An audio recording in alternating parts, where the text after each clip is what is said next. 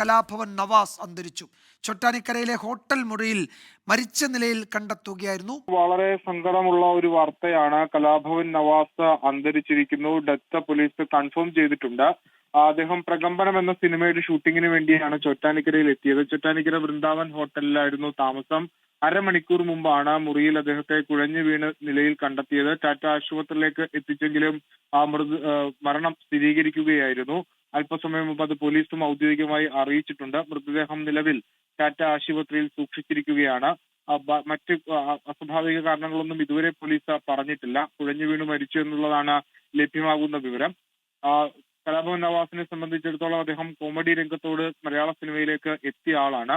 വടക്കാഞ്ചേരി സ്വദേശിയാണ്. 92 മുതലാണ് സിനിമയിൽ സജീവമാകുന്നത്. ഒരുപാട് സിനിമകൾ, ഒരുപാട് കഥാപാത്രങ്ങൾ അദ്ദേഹത്തെ ഓർത്തുവെക്കാൻ പറ്റുന്ന തരത്തിലുള്ള കഥാപാത്രങ്ങളുണ്ട്. ഇപ്പോൾ വരുന്ന പല ട്രോളുകളിലുമൊക്കെ ഒരു പ്രധാനപ്പെട്ട കഥാപാത്രങ്ങൾ അല്ലെങ്കിൽ അദ്ദേഹം അഭിനയിച്ച കഥാപാത്രങ്ങളൊക്കെ ഇപ്പോഴും ഈ സോഷ്യൽ മീഡിയയിലൊക്കെ വലിയ ട്രെൻഡിംഗ് ആയി മാറുന്ന കാഴ്ചകളൊക്കെ കുറെ നാളുകൾ മുമ്പ് നമ്മൾ കണ്ടതാണ്. മൈ ഡിയർ കരടി പോലുള്ള സിനിമകൾ ഒക്കെ നമുക്ക് മുൻപിലുണ്ട്. അദ്ദേഹം അഭിനയിച്ച സിനിമകൾ മൈ ഡിയർ കരടി, അതോടൊപ്പം തന്നെ ജഗദീഷിനൊപ്പം അദ്ദേഹം അഭിനയിച്ച സിനിമകൾ, നിരവധി സിനിമകളുണ്ട്. ഏറ്റവും അവസാനം 2019 മലയാളത്തിൽ ഇറങ്ങിയ മേരാനാം ഷാജി അടക്കമുള്ള സിനിമകളിലും അദ്ദേഹം സജീവമായിരുന്നു.